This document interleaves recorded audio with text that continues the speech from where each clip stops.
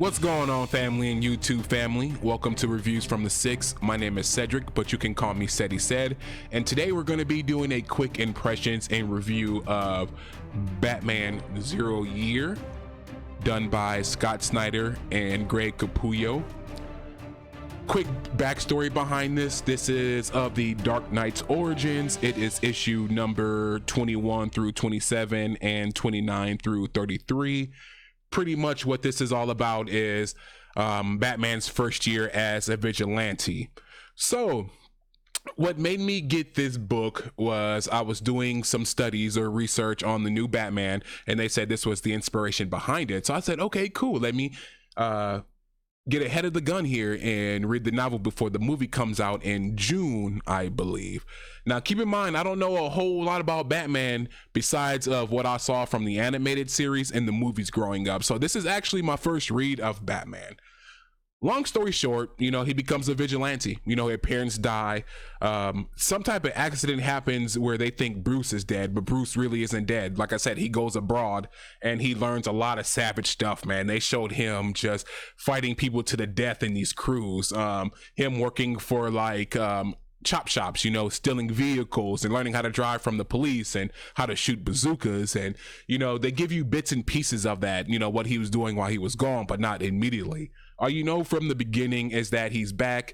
His uncle, I believe it's Philip Crane. He's running Wayne Enterprises, and he's like, hey, we got some innovation going on I want you to be part of. We're making these weapons that are non-lethal, so forth, but we want you to come back and spearhead this thing. And he's like, no, I'm done with that life, y'all. Like, Bruce is dead, his parents is dead. It's time for me to be what I've become. I'm back in the city, to avenge a couple things, and then I'm gone again. And Alfred and Philip just kept saying, no, you need to be here, Bruce, you're back. Alfred was more so of, hey, Bruce, stop being a coward. You're scared of who you are, but you're not scared of this vigilante, this Batman that you created. Why is that?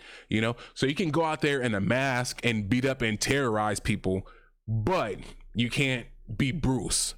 And I kind of like that angle of Alfred. And in here, they show Alfred a little more vulnerable, I guess. Like, Alfred has a ton of feelings for Bruce. He loves the guy, man. He raised the kid, but it's kind of crazy because when Alfred is expressing his feelings, you can kind of feel that there's more there. Like, it's more than just love of, two best friends. Like, he legit loves him. Like he loves him, y'all, and there's nothing wrong with that. With Philip, or his uncle just wants him to come out so he can sell these weapons a little more. He wants Bruce in the public eye so he can, I don't want to give too much of the story out, but that's pretty much it. He's like, hey, we have these new weapons out. I want you to be part of it. What Bruce doesn't know is that he has hired a strategist by the name of Edward Nygma. Yes, Edward Nygma. Now, I know he's Riddler, from Jim Carrey, and I think it's Batman Forever. So I already knew that. I'm like, yeah, I know who that is. Dope. So he hires his help, and he's supposed to, run the company with this advanced strategist who has, like, I guess you want to say deviant ways. No one really trusts him. And Edward Nygma had did something prior to this where a lot of people weren't hiring him, or, a lot of people would have been shocked if they found out that they were working together.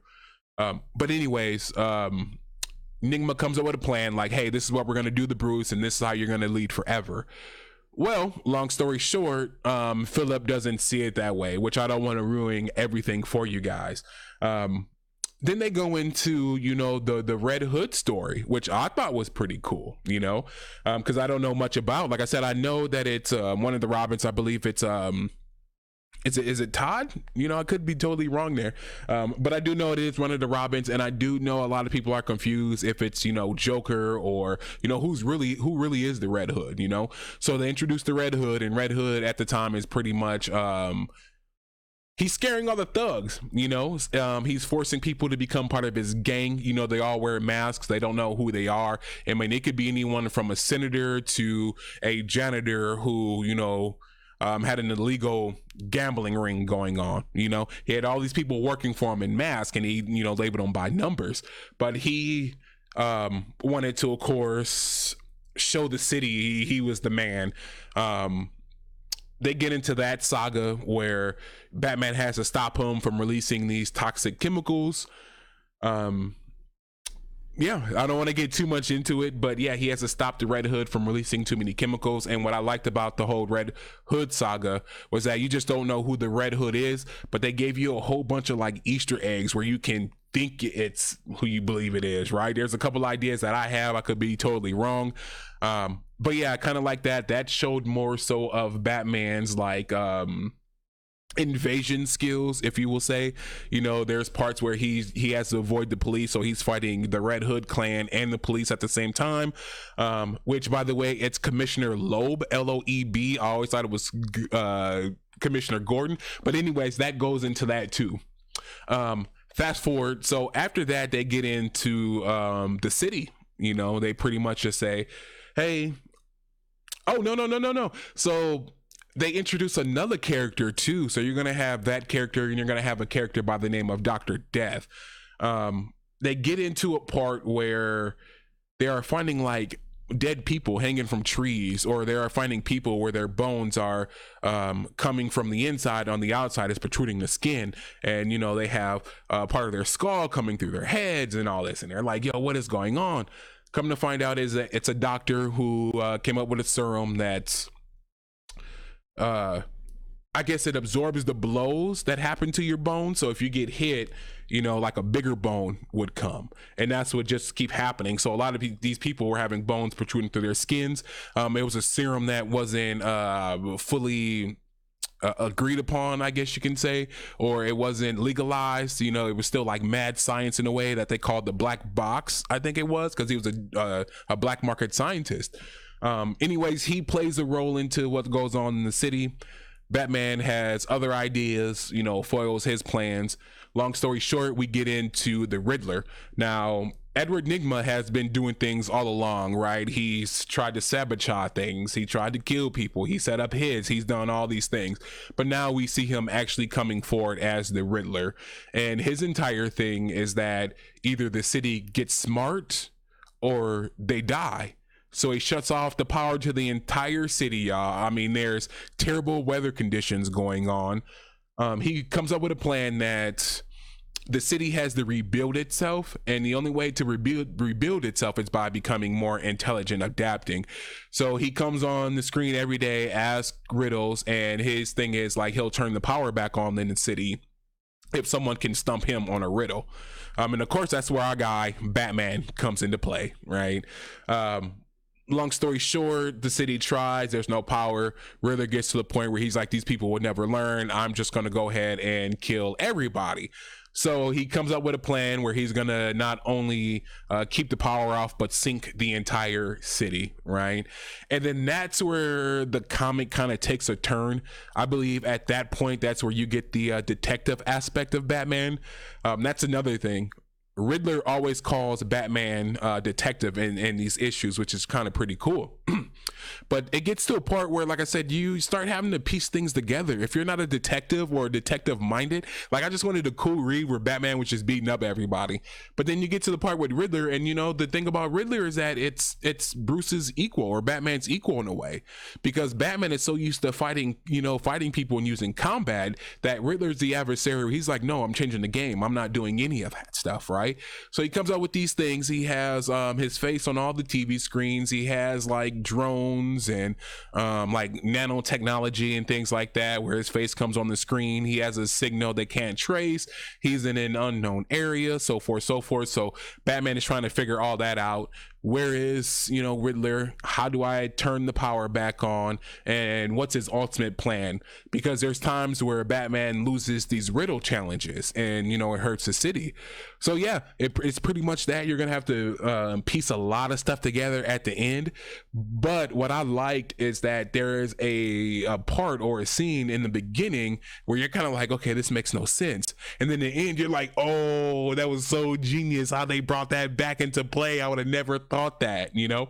But yeah, so to sum up this book, pretty much, it's, how can I put it? I liked it. You know, it wasn't bad. It wasn't boring. just like I said, it was just parts where you had to piece a lot of things together, and if you're not mentally prepared for that or don't want to do that, it's not going to happen for you. But yeah, here goes some of the illustrations. I feel like I didn't do that for you guys just yet, so you can see a little bit. Boom. But yeah, very, very good read, y'all. I enjoyed it. I thumbed through it in a day. I read it all. I'm gonna go ahead and read it again. So that's why I was kind of hesitant on calling it a full review, because even just flipping through some of the pages, I'm like, oh, okay, you know. They introduce characters like Lucius or Luscious, you know, who does all the inventions for Batman. You know, they have a couple inventions in here that I've never seen before. I think one of the odd things is that even though it's Batman's first year, he's wearing a Robin hat. So I was just kind of like, what's that all about? Even just thumbing through this, you see parts where you know, there's some sorrow scenes in here where there's one character you kind of feel bad for when they explain what his backstory was. You're kind of like, oh, okay, you know. But yeah, I really enjoyed it. You know, it's one of those things where it was Bruce Enterprises meets Ace Chemicals. It introduces Dr. Death, which I've never heard of. It introduces Lucius. It introduced Alfred in a different way. You get a younger Batman. You know, you get a different commissioner, which is Loeb, who absolutely hates Batman. So yeah, go ahead, pick it up, man. You know, it's really good. So with that being said, y'all, you already know what to do. It is YouTube. Make sure you like the video. Let me know what you think about it. You know, go ahead and leave me that comment. You know, also make sure you subscribe to the video. You have to become Tribe. If you don't become Tribe, that means the energy was wasted today. And make sure you share this video on any and all social media platforms, you know. But yeah, with that being said, be peace, be love, be blessed.